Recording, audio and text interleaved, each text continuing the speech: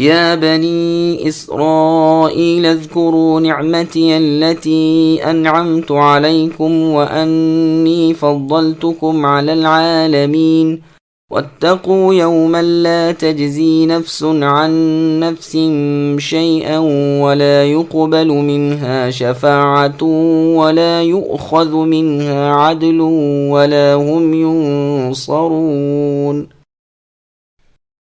اے اولاد یعقوب، میری اس نعمت کو یاد کرو جو میں نے تم پر انعام کی اور میں نے تمہیں تمام جہانوں پر فضیلت دی۔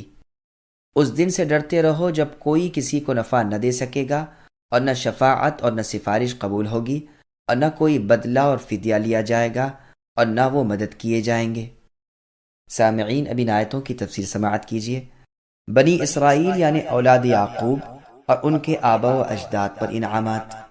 بنی اسرائیل کے آبا و اجداد کو جو نعمتیں دی گئی تھیں اس کا ذکر ہو رہا ہے کہ ان میں سے رسول ہوئے، ان پر کتابیں اتریں اور ان کے زمانے کے اور لوگوں پر انہیں مرتبہ دیا، جیسے فرمایا وَلَقَدِ اخْتَرْنَاهُمْ عَلَى عِلْمٍ عَلَى الْعَالَمِينَ، یعنی انہیں ان کے زمانے کے اور لوگوں پر ہم نے علم میں فضیلت دی۔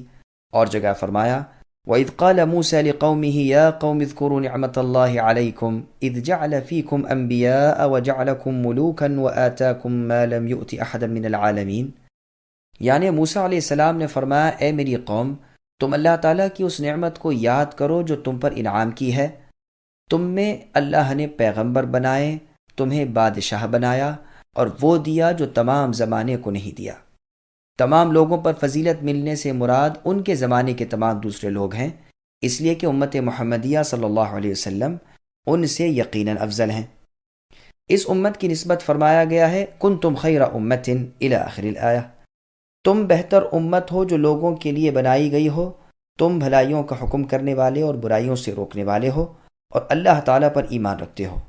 اگر اہل کتاب بھی ایمان لاتے تو ان کے لیے بہتر ہوتا۔ مسانید اور سنن میں مروی ہے کہ رسول اللہ فرماتے ہیں تم 70ویں امت ہو اور سب سے بہتر اور بزرگ ہو۔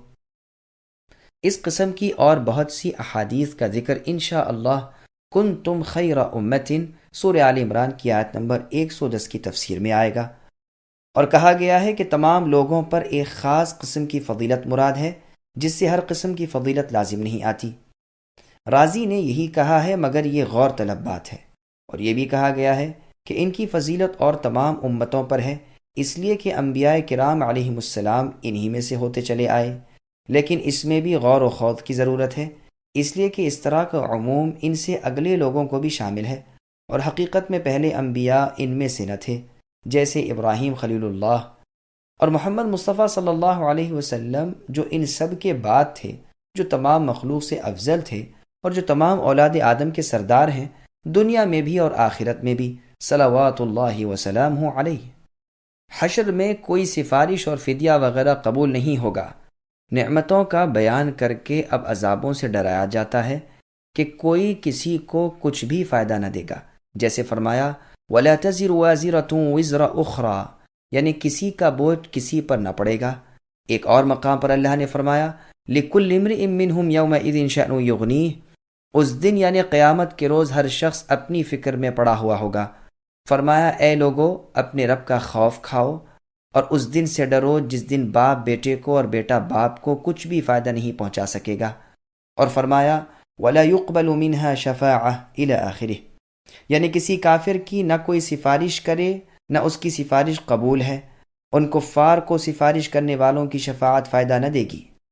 اور جگہ اہل جہنم کا یہ مقولہ نقل کیا گیا ہے کہ افسوس، آج ہمارا نہ کوئی سفارشی ہے اور نہ کوئی دوست۔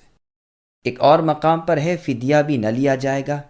ایک اور مقام پر ہے کہ جو لوگ کفر پر مر جاتے ہیں وہ اگر زمین بھر کر سونا دیں اور ہمارے عذابوں سے چھوٹنا چاہیں تو یہ بھی نہیں ہو سکتا۔ ایک اور مقام پر ہے کافروں کے پاس اگر تمام زمین کی چیزیں اور اس کے مثل اور بھی ہوں اور قیامت کے دن وہ اسے فدیہ دے کر عذابوں سے بچنا چاہیں تو بھی قبول نہ ہوگا اور دردناک عذابوں میں مبتلا رہیں گے۔ اور جگہ ہے گو وہ زبردست فدیہ دیں پھر بھی قبول نہیں۔ ایک اور مقام پر ہے آج نہ تم سے بدلہ لیا جائے نہ کافروں سے، تمہارا ٹھکانہ جہنم ہے، اسی کی آگ تمہاری وارث ہے۔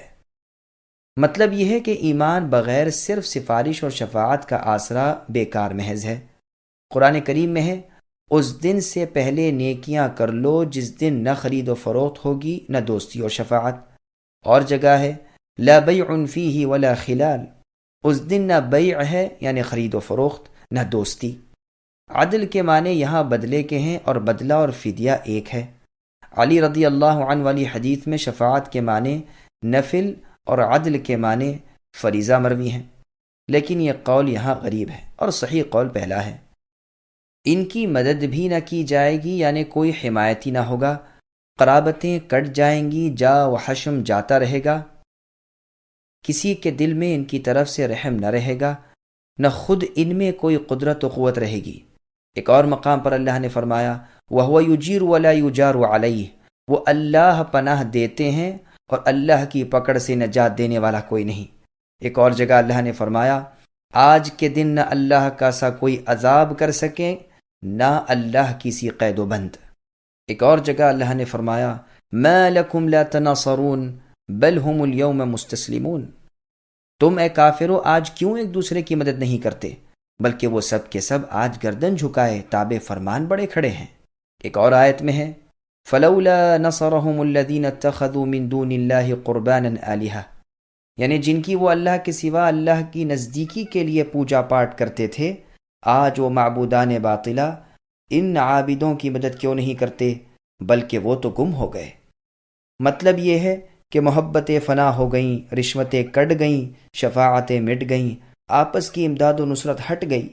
معاملہ اس عادل حاکم جبار و قہار اللہ تعالی مالک الملک سے پڑا ہے، جس کے ہاں سفارشوں کی سفارشیں اور مددگاروں کی مدد کچھ کام نہ آئے بلکہ اپنی تمام برائیوں کا بدلہ بھگتنا پڑے۔ ہاں یہ اللہ کی کمال بندہ پروری اور رحم و کرم، انعام و اکرام ہے کہ گناہ کا بدلہ برابر دے اور نیکی کا بدلہ کم از کم 10 گنا بڑھا دے۔ قرآن کریم میں ایک اور مقام پر ارشاد فرمایا ہے کہ انہیں ذرا ٹھہرا تاکہ ان سے ایک سوال کر لیا جائے کہ آج یہ ایک دوسرے کی مدد سے ہٹ کر اپنی فکر میں کیوں مشغول ہیں، بلکہ ہمارے سامنے گردن جھکائے اور تابع فرمان بنے کھڑے ہیں۔